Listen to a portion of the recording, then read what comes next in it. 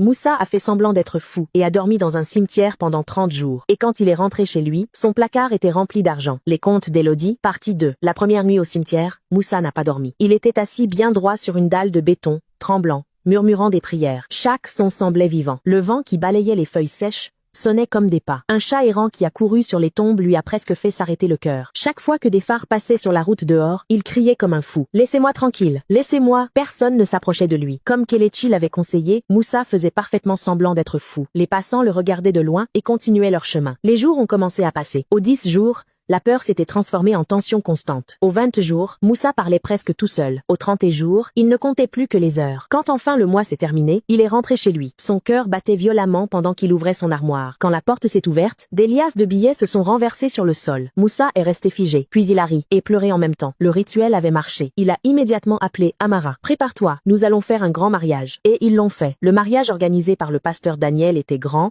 bruyant et rempli de monde. Les gens qui avaient autrefois ignoré Moussa lui serraient maintenant la main avec respect. Personne ne savait d'où venait son argent. Tous les 6 mois, Moussa disait à sa femme « J'ai un contrat à l'étranger ». Mais la vérité était différente. Il voyageait dans une autre ville, mettait des vêtements déchirés et dormait dans un cimetière pendant 30 jours. Quand il rentrait chez lui, son armoire était encore remplie d'argent. Les années ont passé. Moussa est devenu très riche. Il a construit des hôtels. Il a ouvert des lounges et des clubs. Ses affaires semblaient légitimes, alors personne ne remettait sa richesse en question. Amara a donné naissance à leur enfant. Puis un autre. 10 années entières ont passé. La vie semblait parfaite. Jusqu'au soir où To l'a appelé. « Moussa, on doit se voir. » La voix de To semblait étrange. Ils se sont rencontrés chez lui ce soir-là. Dès qu'il est entré, Moussa a senti que quelque chose n'allait pas. La maison était silencieuse. Pas de musique, pas de rire, juste une tension lourde dans l'air. Kelly était assis dans un coin, le visage sombre. To faisait les 100 pas dans la pièce. « Qu'est-ce qui se passe ?» demanda Moussa. To s'est arrêté. « Mon argent diminue. » Moussa a froncé les sourcils. « Diminue comment ? Les contrats échouent, les affaires s'effondrent, et l'argent ne vient plus comme avant. » Le silence s'est installé. « Mais tu fais toujours ton rituel ?» demanda Moussa. « Oui. » To avala difficilement sa salive. « Je suis retourné voir le Dibia. » Moussa sentit un froid parcourir sa poitrine. « Et qu'est-ce qu'il a dit ?» To répondit lentement. « Il a dit que pendant 10 ans, les esprits ont accepté ce que nous leur donnions. » La pièce est devenue silencieuse. « Et maintenant ?» demanda Moussa doucement. To leva les yeux vers lui. Sa voix tomba presque en chuchotement. « Maintenant, ils veulent quelque chose de plus élevé. » Le cœur de Moussa se serra. « Plus élevé ?» To regarda Kelly. Puis il fixa Moussa. « Le Dibia a dit que je dois apporter la tête d'une vierge. » La pièce devint complètement silencieuse. Moussa répéta lentement. « La tête d'une vierge ?» To hocha la tête. Ses mains tremblaient. « Je lui ai dit que je ne pouvais pas faire ça. » Il respira profondément. « Il m'a répondu que si je refuse, je dois affronter les conséquences. » Moussa est rentré chez lui ce soir-là,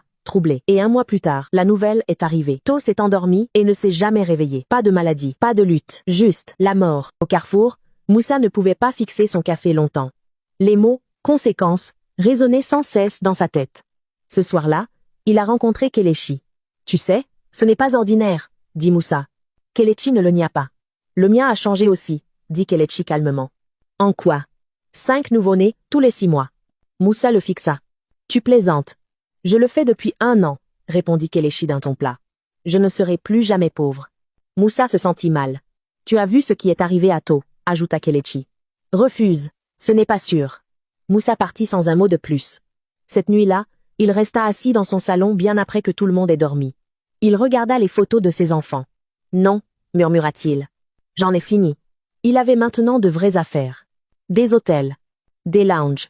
Il n'avait plus besoin du rituel. Il arrêterait d'y aller. 6 mois passèrent. Il ne retourna pas au cimetière. Puis un matin, son téléphone sonna. « Mon fils » dit calmement la voix du Dibia. « Tu crois que tu peux fuir le Covenant ?» La gorge de Moussa se dessécha. « Viens me voir ce week-end. » La ligne se coupa. Moussa y alla. Le Dibia ria quand il expliqua. « Tu as arrêté ? Tu as profité de la richesse pendant 10 ans, » dit le Dibia. « Et maintenant tu veux arrêter. »« Je ne le ferai pas, » répondit Moussa d'une voix tremblante. Le sourire du Dibia disparut. « Alors reprends ton sacrifice d'origine. Dors encore dans le cimetière, ou affronte les conséquences. » Moussa partit en tremblant.